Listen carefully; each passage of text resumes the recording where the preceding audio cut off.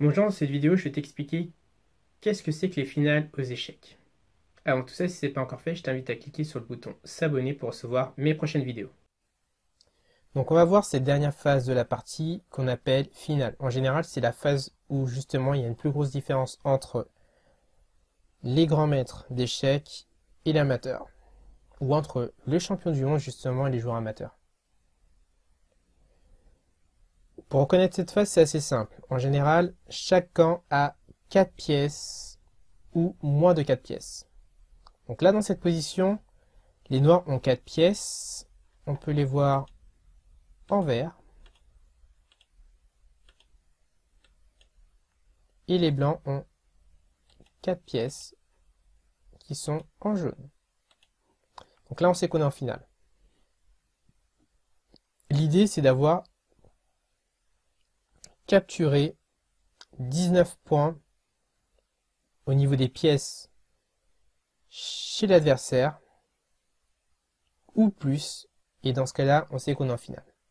Et ça signifie en fait les 4 pièces.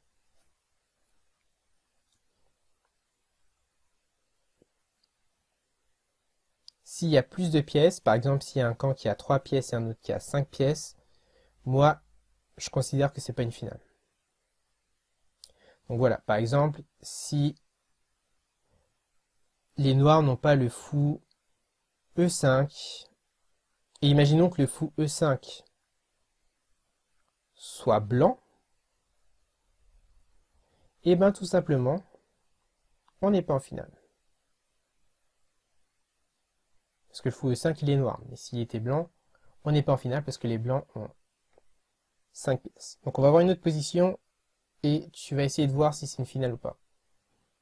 Et moi je vais t'expliquer, je vais te dire mon ressenti, je vais te dire si c'est une finale ou pas selon ma définition.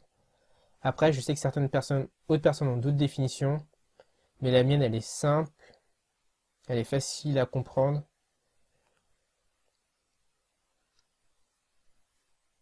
Et je pense que c'est la meilleure parce que je l'utilise. Dans cette position, est-ce qu'on est en finale? Oui ou non? Donc si tu as besoin de temps pour réfléchir, n'hésite pas à mettre sur pause et à réfléchir au niveau de cette position. Donc ce que je vais faire, c'est que moi aussi je vais réfléchir même si je me rappelle de la solution. Et je vais donner mon explication maintenant. Donc en fait les blancs ne sont pas en finale tout simplement. Enfin, les blancs et les noirs ne sont pas en finale tout simplement. Parce qu'il y a plus de 4 pièces pour un camp. Donc là, ce qui est bien pour les noirs, c'est qu'il y a 4 pièces. Mais le problème, c'est que du côté des blancs, il y a 5 pièces. 3, 4, 5. Donc il y a le roi G1, le fou F1, le fou E3, la tour A1 et le cavalier B5. Et du côté des noirs, il y a le roi F8, le cavalier E8, le fou E6, le fou G7. Donc 5 contre 4. Pas en finale. Maintenant, on peut arriver en finale. On joue H3 et on joue fou A1. Et dans ce cas-là, il y a la prise qui permet de rentrer en finale. Parce que chaque camp a 4 pièces.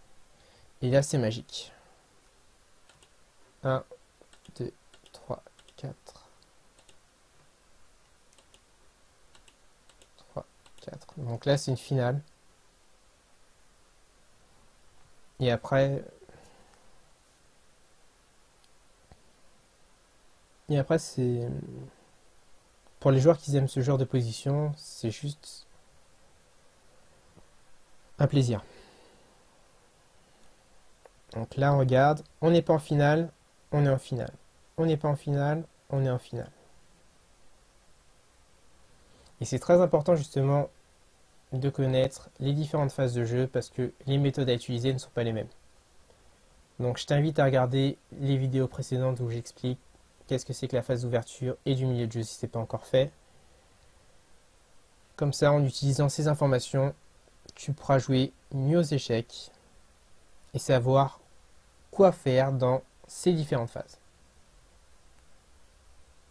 Reconnais ces différentes phases et justement pour plus tard savoir quoi faire. Et si cette vidéo t'a plu, n'hésite pas à cliquer sur j'aime, n'hésite pas à la partager. Maintenant, je tiens à te remercier et pour ça, je t'offre mon guide où j'explique en 5 leçons tous les éléments qui te seront nécessaires pour faire ta première partie d'échecs. Et je te dis à bientôt et bonne lecture.